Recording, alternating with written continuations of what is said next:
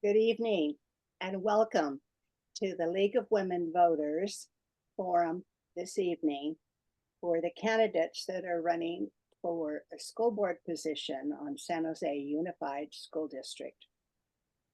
I am Rosalind Zisch, and I'm so happy to welcome you here.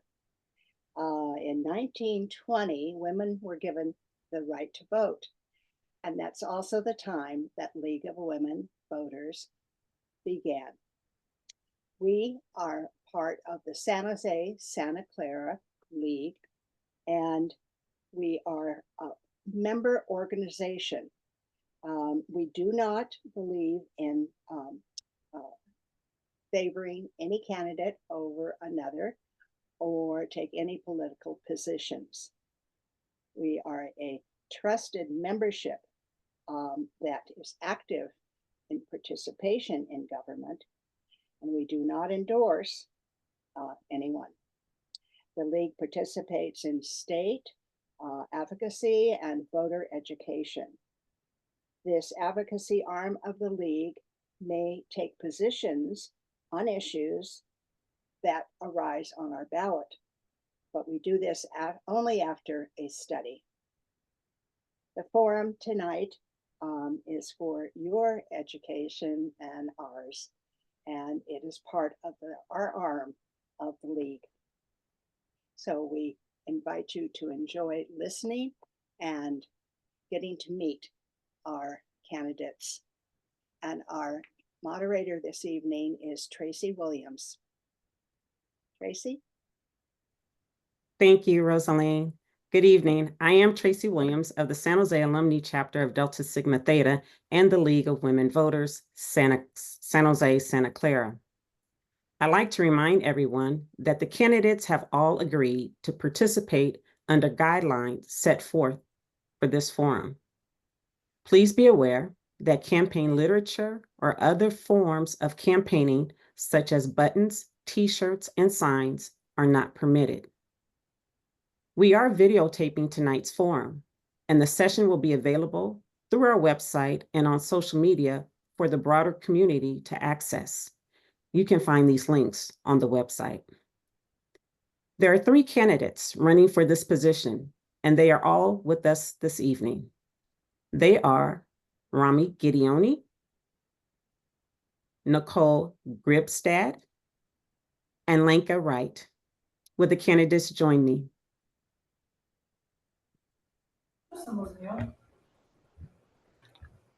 Now, let's go over some of the ground rules. Each candidate has 1 minute for opening remarks. The speaker order has been randomly assigned. The timekeeper will signal candidates with signs marked 30 seconds, 15 seconds, and stop. The questions have been screened to avoid duplication and anything inappropriate. Please be aware that there is not time for all the questions to be answered. Some that are similar will be combined. The order of answering the questions will alternate, and each candidate will have 1 minute to respond to each question. Following the questions, each candidate shall have 1 minute for closing statements in reverse order from the opening statements. Now, let's begin with our first candidate. Candidate Wright, you may go first with your opening statement. Hi, everyone. I'm Lenka Wright. I'm a working mom, a military spouse, and a parent leader. I'm a product of the public education system, as is my husband, Dave. Now, my daughter has always attended public schools, including Los Alamitos Elementary School, Castillero Middle School, and now Pioneer High School. I believe in public education and how it can transform a child's life. It certainly did mine, but our San Jose Unified Schools are in trouble.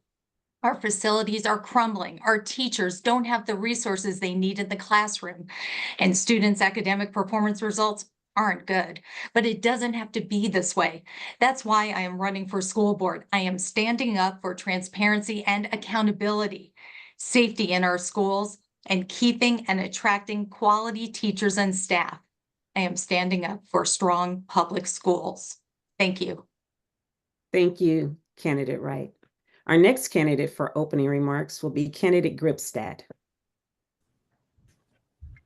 Hi, everyone. My name is Nicole Gribstad. I'm a teacher, entrepreneur, and mother. I have 3 daughters, and my husband is an engineer, and myself have a background in engineering and teaching as well. And I have a passion for learning. I always have. And to me, knowledge is power. It gives you a ticket to many things, to achieve all the endeavors that you dream in your heart. And so that's been the driving force for me. I came as an immigrant, so I've been in the public schools my whole life. And I want to ensure the excellent education that our students deserve and the parental support, because the kids belong to the parents who are interested in raising the children. We want to come alongside to support them the best we can for the best education for a bright future, and then thus for the city and leading up to county and state and country for a strong country. Thank you, candidate Gribstad. And next, candidate Gideoni. Rami should suffice. So I will start with the obvious. I'm 57. I have 4 children. All of them were in the system in Los Alamitos, Castillero, and Pioneer High School. My significant other, if my name didn't give me up, so my accent probably gave me, immigrant from Israel, and we live in the area for several years by now. We both work in the tech industry. Among the companies which I used to work with, Intel, Microsoft, and Apple. I'm working as an engineer, as a leading engineering, dealing with budgets and timelines. About 2 years ago, I found out that the district has closed a program which was great for my kids, and they did so without alerting the public or even the board of trustees. So I initiated a public effort to reinstate the program. Unfortunately, it fell. In that point, I decided that I will make the difference on my own, and I will run for the trustee position and do it myself. Thank you so much. Thank you, candidates, for your opening statements. We will now go into the questions that we have for this evening. And in your opening statements, each of you kind of talked about why you were running, but not only why are you running, what are your qualifications for running for board member? And we're going to start with candidate Gribstad on this round. So as an entrepreneur, I'm a leadership development entrepreneur globally. I am passionate about developing leaders who empower leaders who empower leaders, because this is what we need in our world to lead us as a human race towards innovation and continual progress. So as a motivation for me to, at all levels, my background is also in structural engineering. So it would make sense to have any standing structure of any kind to be strongly rooted. So I find education to be a place of foundation for the ground roots, for deep roots, as a beginning for strong foundations for all parts of society. Thank you.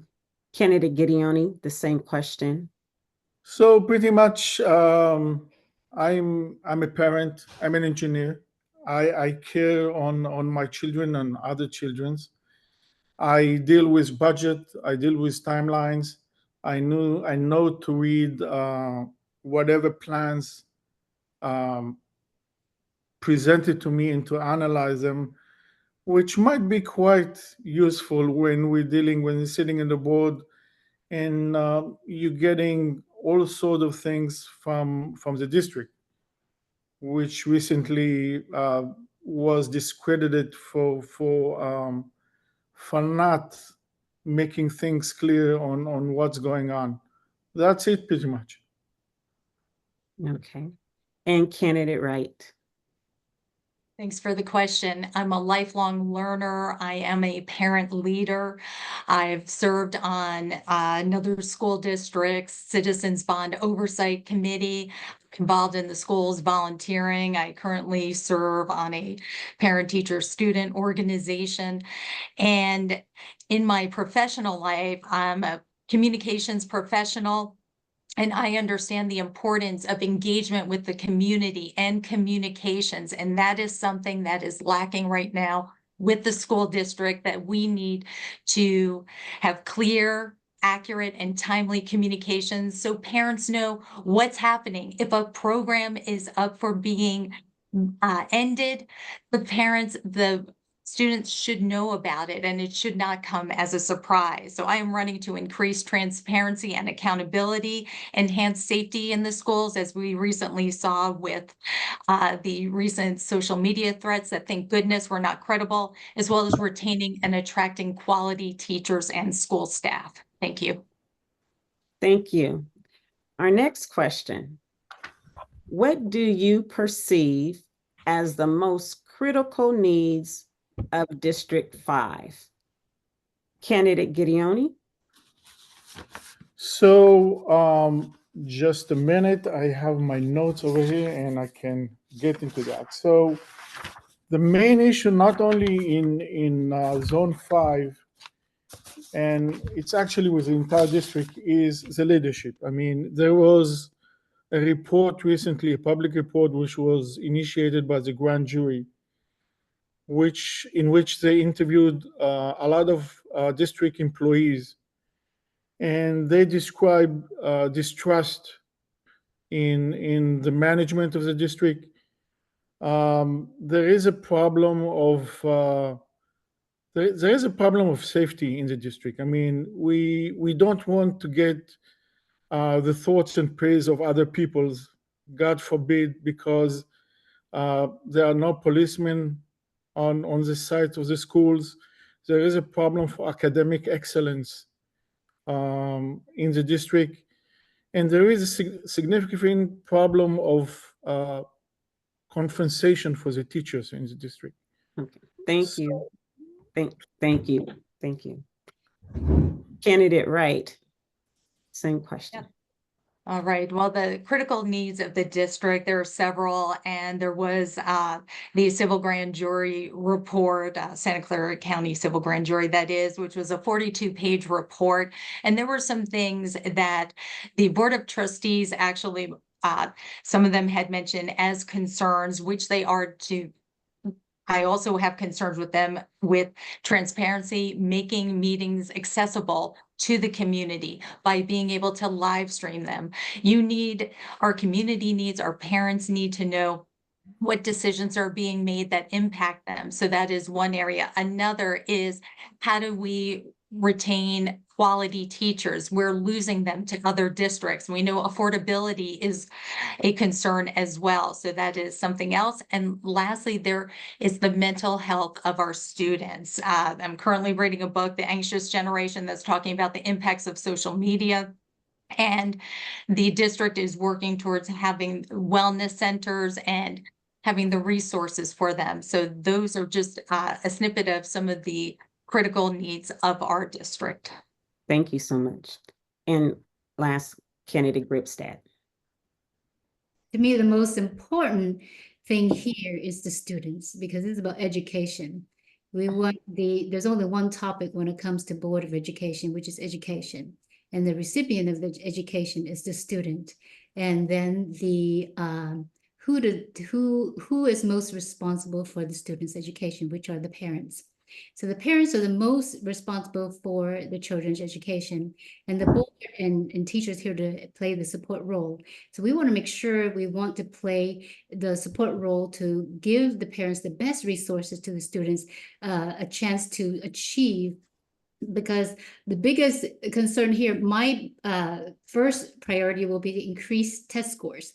Because currently in the Almaden Trustee Area 5, the English and Language Arts is at 50.2%, and mathematics at 39.57%. That's below failing grade. So my top priority will to be focused on raising these scores in every aspect. Whatever aspect is to focus on raising these scores, because that will be the mark to tell us how we're doing.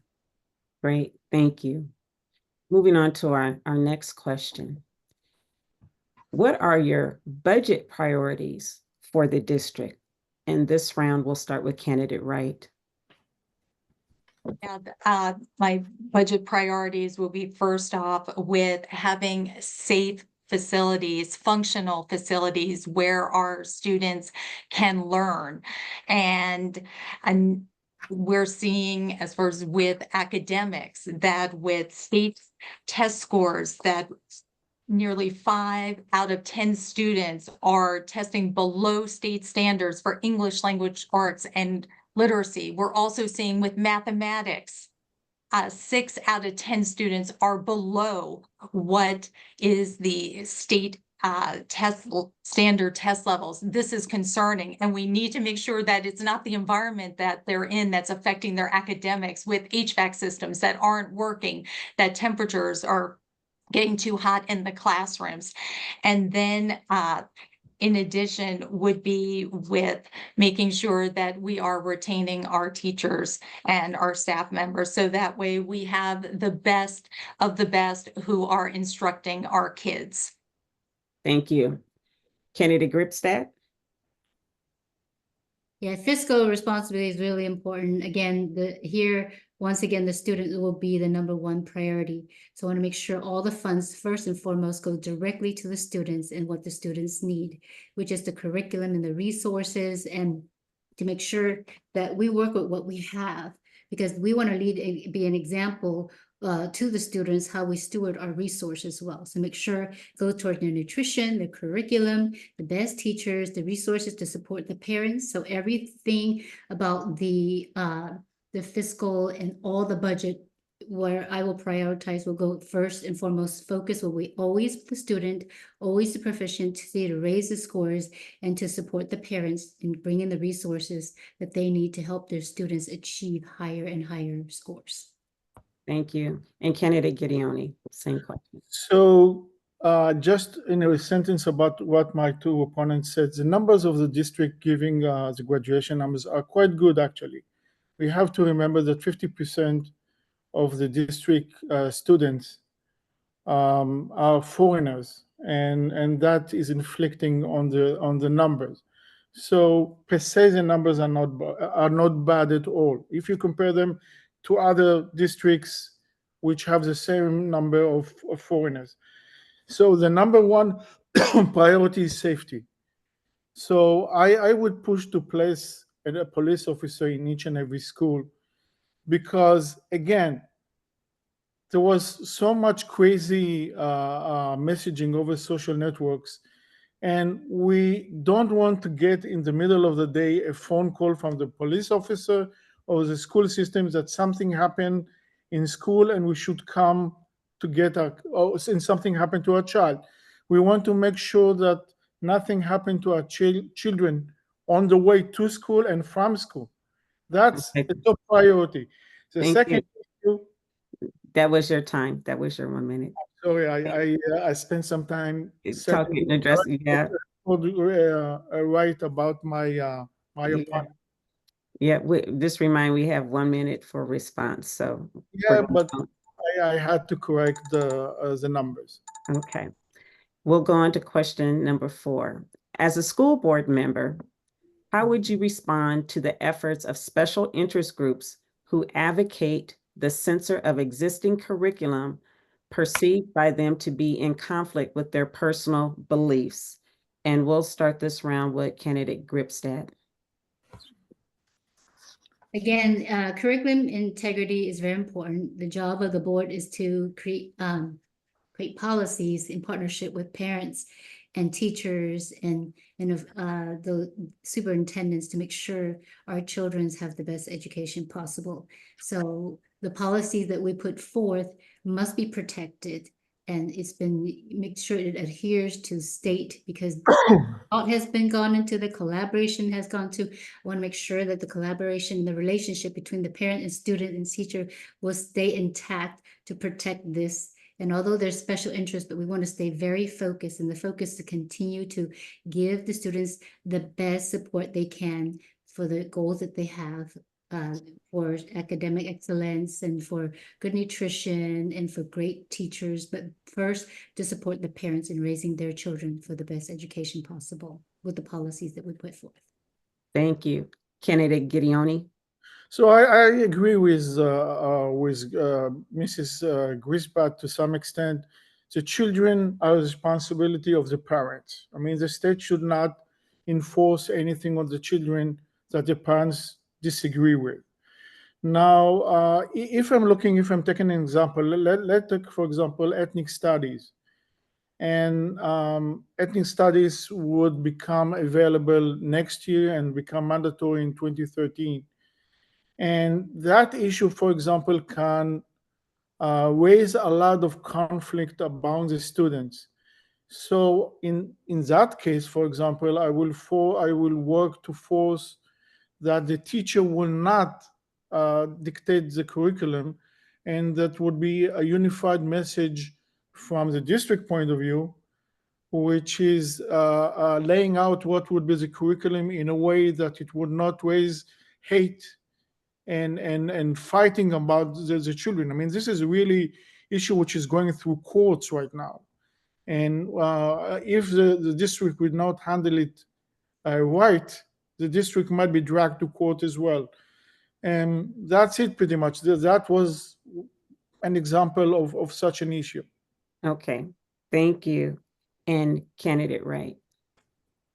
Thanks for the question. As trustees, we need to support a welcoming learning environment that is without bias, that we are following the state-approved curriculum, and that it's age appropriate.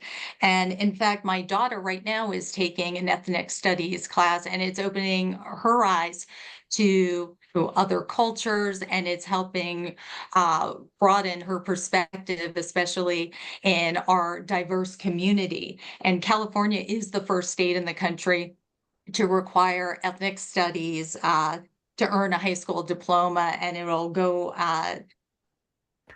various school districts throughout the state of California will have to be providing courses starting in the next school year, but San Jose Unified is already embracing the state direction to do so, the state law. And I will end there. Thank you. Thank you. And so we have a follow-up to that particular question, and it is, do you have any specific changes you would want to see made in our school's curriculum? And we're going to start with Candidate Gideoni on this question. So my perspective is that school is a place of learning. So any issue which is controversial, which can cause any politics, any social dispute, any sociological challenge which is roaming right now in the United States should be left outside the school by students, by teachers, by parents, or anyone else who is stepping into school. So math is math, English is English. The only two issues which might be on the edge are social studies and history.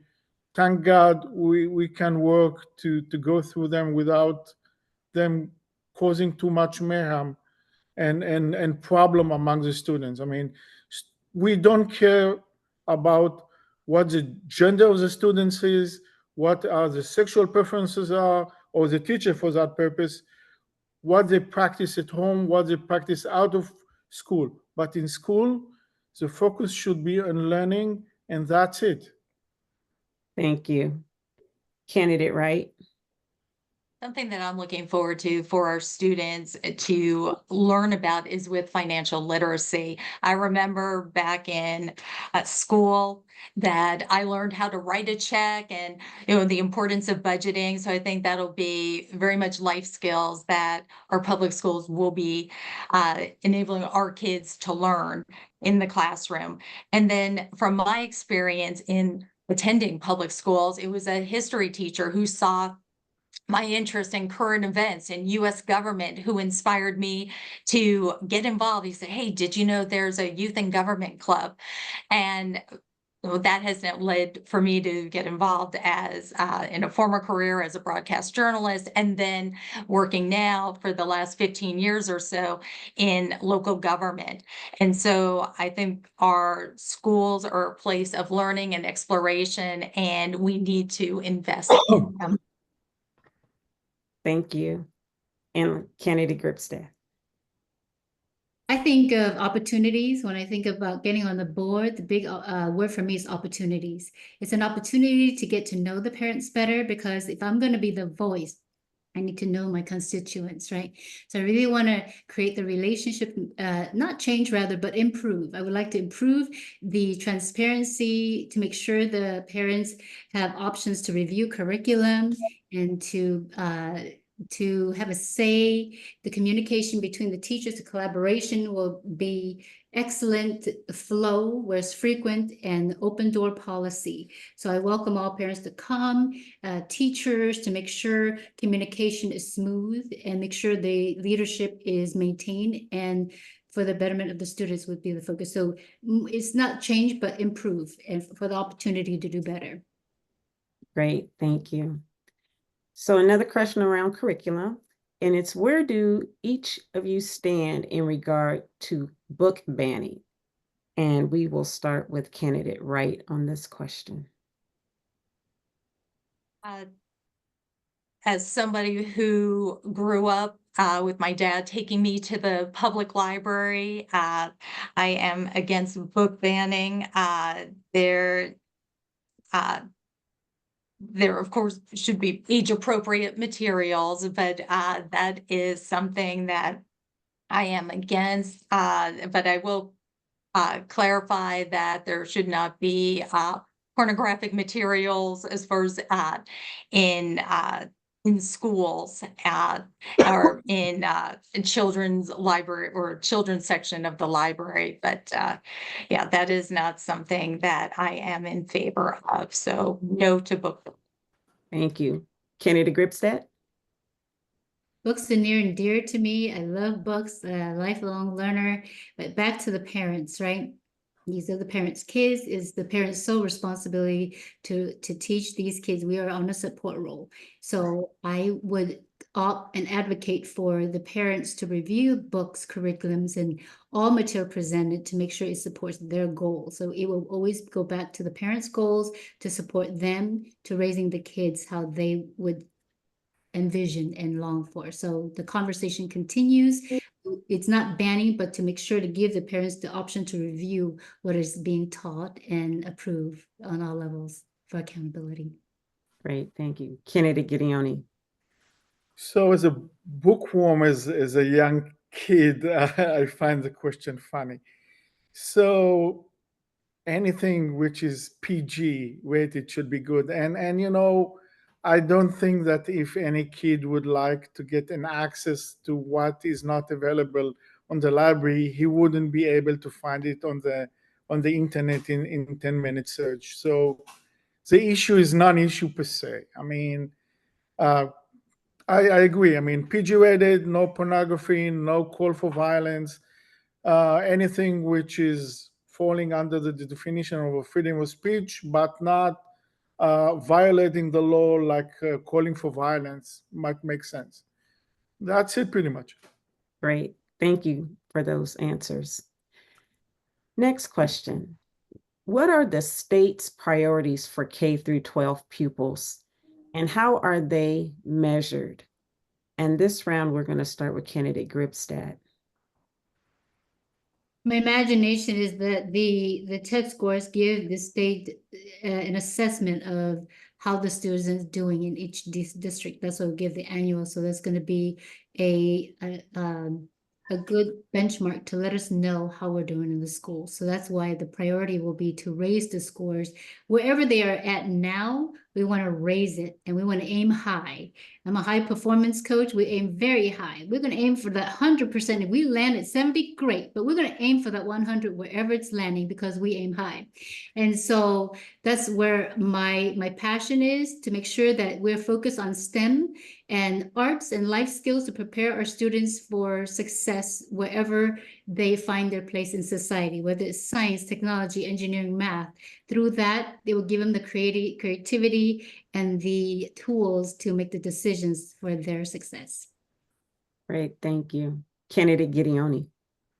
So as one who was in contact in the education office in Sacramento and with the governor office, it might be that the state is missing some points over here. I mean, for example, assigning a budget for electric buses when our teachers doesn't have budget for pens sounds like not a realistic scenario. I mean, the district has so many things missing way before electric buses, and the fact that the state is trying to force the district to use the state money to specific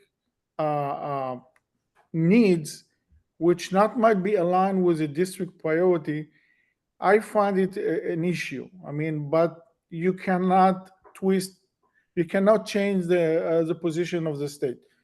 I mean, the education of office in Sacramento only cares about grades. I mean, they issue annual website with all the grades, level of violence in every district, how many literacy and such. I mean, they're not looking beyond that. Good, thank you. And candidate Wright. All right, well, let me tell you about what the state's priorities are for kindergarten through 12th grade students. They're looking at achievement and what we were talking about with the test, the standards for tests, and it's judged through the California Assessment of Student Performance and Progress, college, and also being college and career ready. They're also looking at pupil engagement. What are the graduation rates? What are the dropout rates? And lastly, they're looking at the school climate. What are the suspension rates? What are the expulsion rates? And this is how they're assessing how are our local schools doing. Great. Thank you for those answers. Our next question. How will you address the different needs of all students? And we're going to start with candidate Gideoni on this round. Define all students. I mean, it's each group of students per se. I mean, I'm attending for the last 2.5 years almost every meeting of the board, and there is always a group of parents, or I don't know if the parents who are bringing certain issue of a certain minority up and bringing it up. So they're not feeling that their issue has been addressed properly. So it's certainly there's such a problem. I mean, so the issue is pretty much communication. And you, if I will elected as a trustee, I'm going to share my phone number and my email address to any resident in the zone. So whenever he encounters such problem, he can reach me. And unlike other trustees in our zones, I'm going to answer the phone, and I'm going to try to help as much as I can to anyone who has a problem with the district. Thank you. Candidate Wright. Yeah, San Jose Unified with its 41 schools has a diversity of students from their backgrounds, whether they're English learners, if they're foster kids, kids experiencing homelessness, a variety of socioeconomic backgrounds. And although being elected by Area 5, as trustee, you are weighing on everything that is impacting the San Jose Unified School District. And so for me, it's very important to make sure that I'm hearing from all facets of the San Jose Unified School District, from all areas of the various school communities, whether it's the students, the parents, as well as the school administrators, the teachers, the staff, because it's important to make good decisions. You have to hear from all the stakeholders who are involved. Thank you. Candidate Gribstad.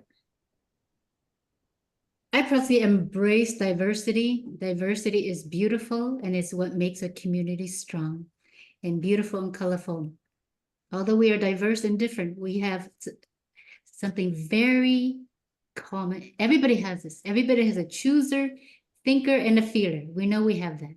Out of the commonalities, we can embrace our differences, and out of that, we can work together as a team, because it takes a team to build a dream. So that again comes with the students, the teachers, we have an opportunity to aim high and bring our dreams, and we continue to dream, and we want to continue to feed that in a variety and bring forth and celebrate all that diversity. Thank you. Now, we've heard comments about student performance and whatnot. So our next question is, what are the literacy challenges students face, and how would you address them? We're going to start with candidate Wright. Yeah, as we've been talking about, that there are a good percentage who are English learners, and there are programs that are in place that are helping these students learn English and acclimate to the learning environment. And I really think it's important to listen to the teachers, listen to see what's working, what's not. Also hearing from the parents as to, are they seeing improvements? Does their student feel that they're welcomed as well in the classroom? And so I think there's a lot that I would want to learn, and from those who are receiving the instruction, to see, is it working? If it's not, what do we need to change, and how do we work together to make that happen? Thank you. Candidate Gribstad? So assessment is usually a good benchmark to let us know what we're doing well and what we need to improve. So that's why it's important to have assessment tests and scores, but also is to make sure that our students are placed at a level that meets their needs, because everybody's going at their lane, their speed. And so we want to make sure that these assessments are accurate, and then we'll make sure to place the students in the place and be supported by the parents at home if they need extra help outside, tutoring and such, and make sure it's community teachers, that every student will be paid attention to, because each soul is so important, and we care about each one, and we want each one to achieve and thrive, value and celebrated. Thank you. Candidate Gideoni? So my parents immigrated from Iran to Israel in the 50s, and both my parents were working 2 to 3 jobs at a time. They didn't speak the language. I was the mediator to the environment, me and my brother. That's what it says that I understand the position of the Latino parents. I mean, those people are moved, and over here they're starting again. They have a lot on their minds. If I could, I would adopt a plan that I was a customer of it, in which a senior students would adapt a kindergarten, as kindergarten education is coming into the system by the state, would adopt and escort kindergarten and elementary school student, Latino students, senior Latino students will escort junior Latino students with the education like a big brother plan.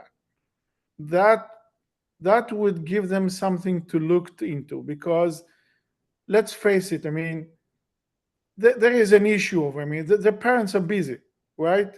Yeah. That's the best we can do. Thank you. Thank you for those responses. We're getting there. Our next question is, what do you believe are the greatest challenges and rewards about school board service? Candidate Gribstad, we'll start with you. I would say time, right? For all of us, it's time. Everybody say we're busy. We're all busy people, but we put our resources wherever you put your time and money is what is most important to you. How we steward our things.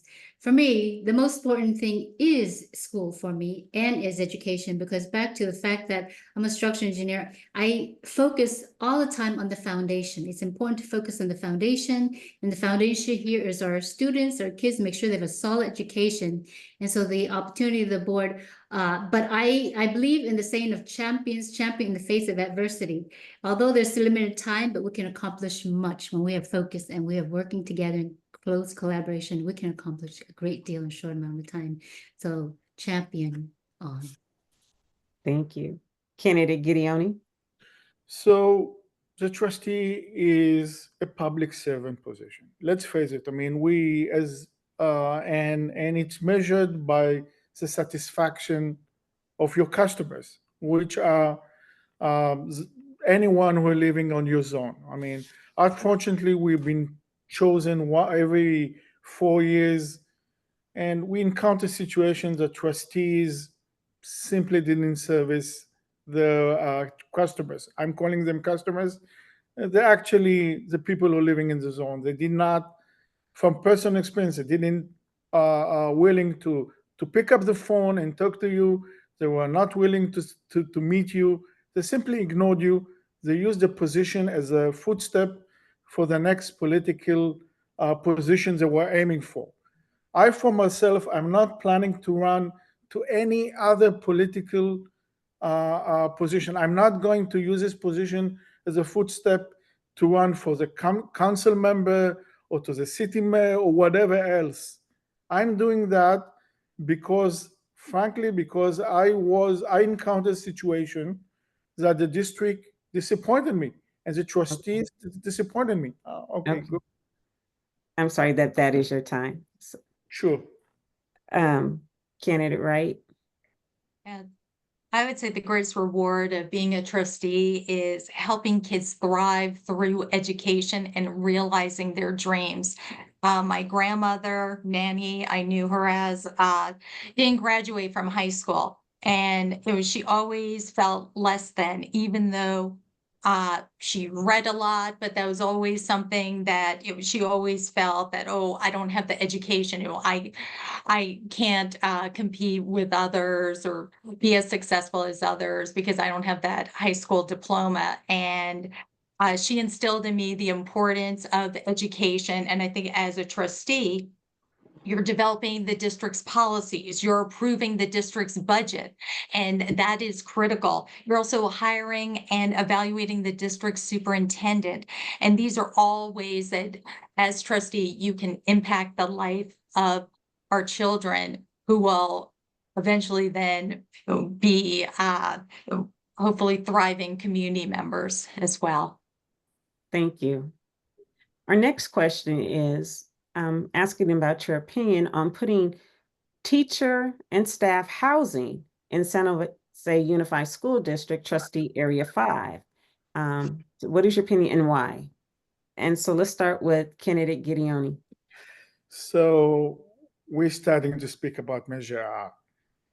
So Measure R is a painful issue, and if you read the letter, whatever was issued about Measure R, there wasn't much of an information. The district is planning to allocate up to $287 million for accommodation for teachers. Now, I'm against Measure R because the numbers doesn't fit. I went over the numbers. I can give you the entire details. It will take you more than a minute. I will love to share with you all the numbers, how that does not make sense. And beyond that, taking a loan in the current interest rate is crazy. You don't do that thing. If you need money, you right now, and you must have it, you would try to do the smart thing and to take the minimum money you want just to get by until the interest rate will go down. If you want the full analysis, I will love to share it with everybody. That measure as it defined now, with the little information that was given about it, I'm against it. Thank you for your response. Candidate Wright. When we talk about teacher housing, it's a sensitive issue here in Area 5 because of, I always say, serious missteps that were made in trying to force a project on the folks at Leland High School area. And I think a lot of what happened there we can learn from as far as the importance of engagement and talking with the community. Like right now, as part of Measure R, there is the affordable housing component, rental housing for teachers, and they're looking at 4 sites. None of them are in Area 5, and if Measure R should pass, part of that funding would be used for one of those school sites. But again, whichever is moved forward, if Measure R passes, there has to be community involvement and being able to weigh in as to which site is best one to move forward with and is the most fiscally responsible one to pursue. Thank you. Candidate Gribstad. With this question, discernment and clarity comes to mind, and confidence. Confidence is knowing that you're going to do the right thing in the situation when it comes. This has to do with our leadership, knowing math, knowing how to steward our assets. In this case, it is no question what to do. It's because back to refocus, who is the education for? The students. So I'm going to go back to the students and take the fiscal responsibility out of that and talk to the parents and collaborate. And that's where my focus will be, discernment, because it's going to work with what we have existing and to steward our assets, first starting with our students, our parents, and out of that, I'm sure the answer will come. But I will always work with what we have and not what we do not have, because that's just wise living, right? In math and economics. That's where I stand. Thank you. Our next question might be a little long. What are your thoughts about school board members being relied upon as leaders in this community as a member of the body responsible for the governance of public schools in the district? Candidate Wright, we'll start with you. Yeah, that's an interesting question, because I think what's critical is knowing what the responsibilities are of the trustee. And I had mentioned those just in answering the last question. And one of the ones that I think is most critical is the budget. The school district has a little less than $500 million budget, and where are those funds going? It's a reflection of the priorities and the values.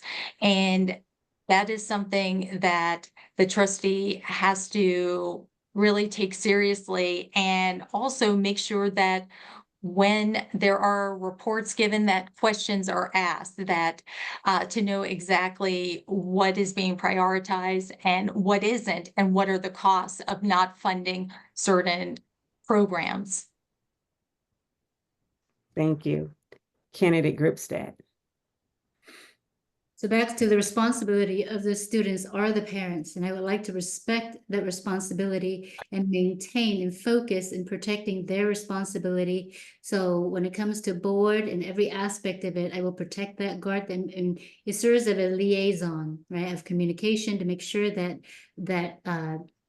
respect is there, the trust is there, the relationship is there with the children, the students being number one focus for their protection, their well-being, and academic excellence. And so I maintain with that relationship. The parents are responsible, I respect them, and I will work hard to respect it, keep it so. Thank you. Candidate Gideoni. So several layers. So I will start that the budget of the district is $492 million and not $500 million. I mean, numbers count. The legal rights and obligations of the trustee are well defined by the law. Everybody can find them really easy and figure them out. Again, this is a civil servant's position. You should be available to the people who are living in your districts, who are encountering problems with the district. If they need anything, you need to deal with it. Now, as a trustee, you have the same issues that any director in any company has. You even have insurance as a director. You shouldn't sign for any cent beyond beyond the budget. This is the reason that San Francisco School District is now in great debt. Rock, another school district eastern us on the bridge of Chapter 9, and another school district is financially managed by the Board of Education. Okay. So A minute goes by really fast. Sorry, that was your time. I mean, you should give me more time. I can explain what the challenges over here. I think I your appreciate that. listeners I- would like to learn what the issues over here. I mean, Mhm. they've been asked to pay Yeah. $1.15 billion. And so thank you. So we won't get into San Francisco's issues tonight. We're going to go on to our last question so we could stay on time. So, but I thank you for your response. So this next question will be the last one so that we can end on time. And it's this: as an individual school board member, how would you handle a situation where the board takes a position which you do not agree with? What if that position was something you actively campaigned on? And we're going to start with candidate Gribstad. This is a collaboration in the board. There is 5 members. And so I want to always go back to leadership, how we model for our children, how we should behave in collaboration as a team. And so I respect others, people's authorities and mine. So if there was an issue where there was a majority against my strong convictions, I would respect the fact that people have rights and they will be the majority, understand how this country is run. I will model civics, how we do it in this country, by the way our founding fathers had it. And we want to keep that and to encourage that, to understand, let people know that sometimes you have your way and sometimes you don't, but the most important thing is we respect each other and we work well and we maintain that kind of air of respect. So I think it's important we show value and character even in situations like that. Thank you. Candidate Gideoni. So the law is really clear about that. A trustee is like a director. And as a director, you can sue a director if you believe if he's acting against, if he doesn't represent the shareholders, which are in this case are the voters. So legal action against trustees are on the table. Now, if you believe that the board is going in the wrong direction, you can, by the laws of California, to impeach any member in California who is holding a public position by impeachment.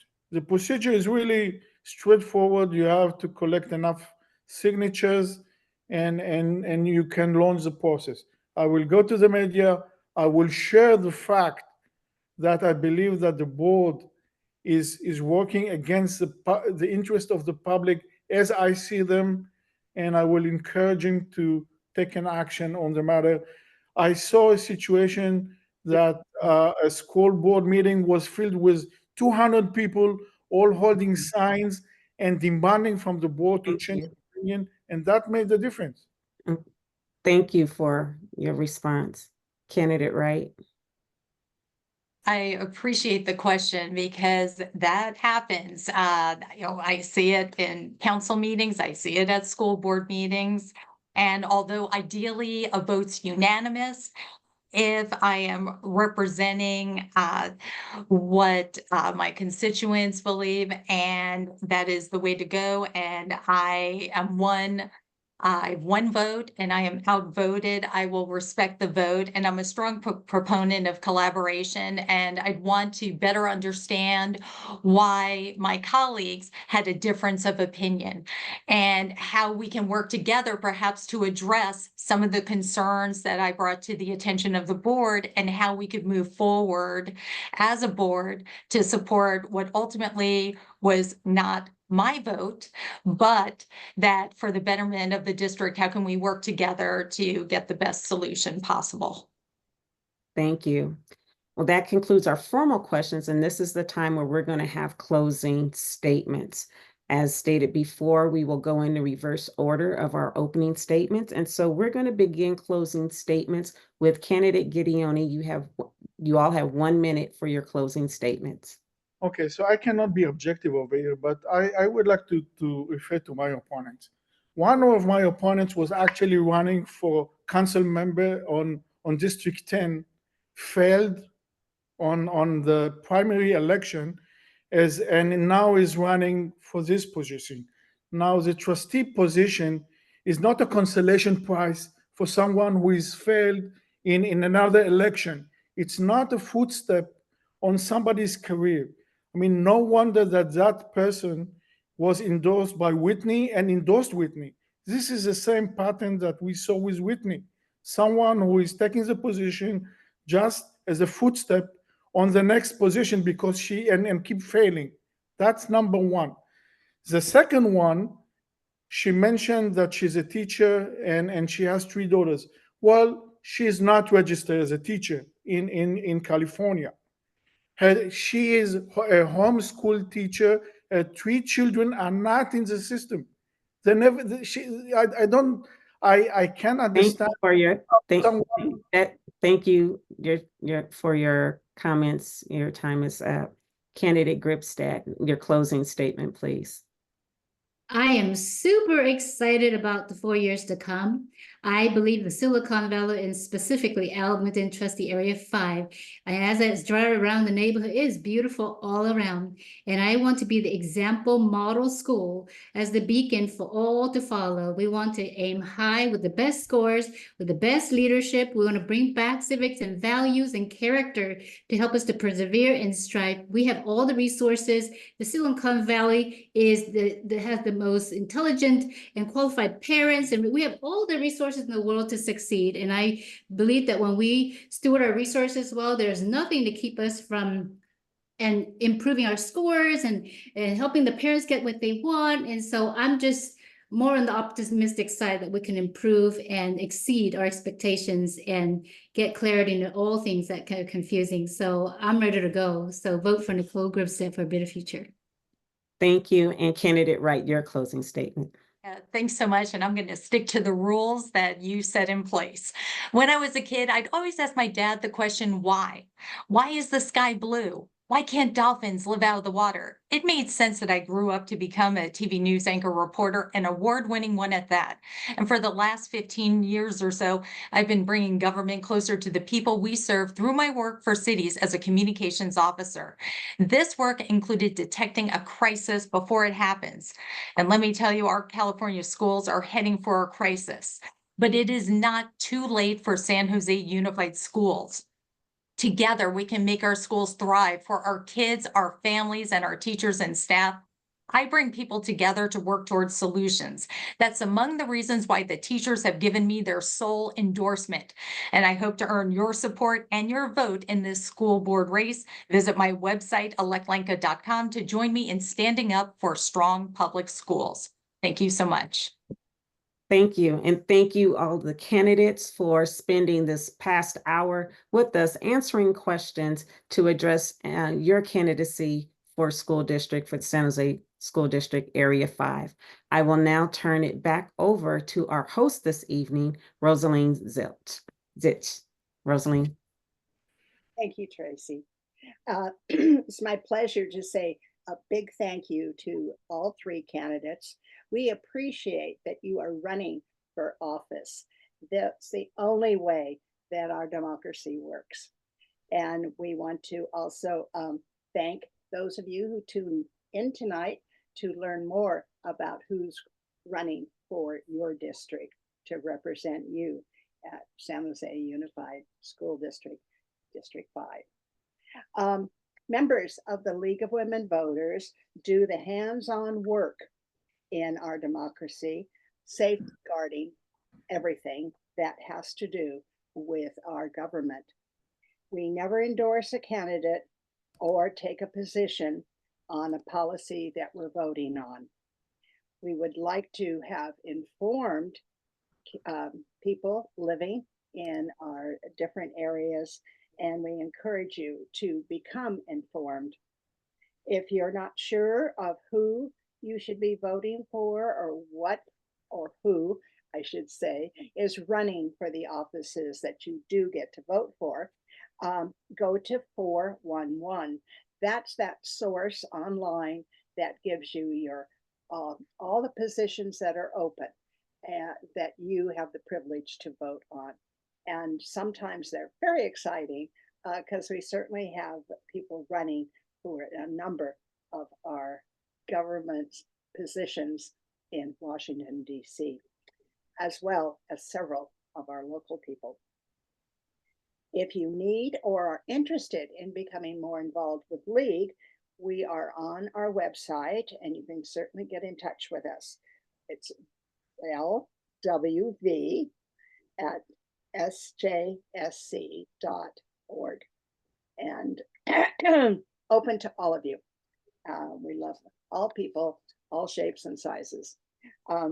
And if you've moved recently and need to change your name or your address in order to be able to vote in November, please go to your county office and make sure that by the date of October 21st, that you've restated your address so that they can give you either your mailing in ballot, or you can go to one of the stations, and they are getting up and ready.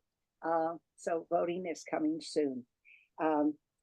Voting by mail or in person at the polls, it's absolutely up to you. It just needs to be done by November 5th. In fact, I think there's a few easement days, but you'll need to go online to check on what those days are. We encourage you to vote, your family to vote, your friends to vote. Everybody get out there and vote. Thank you so much for being with us tonight. Good night.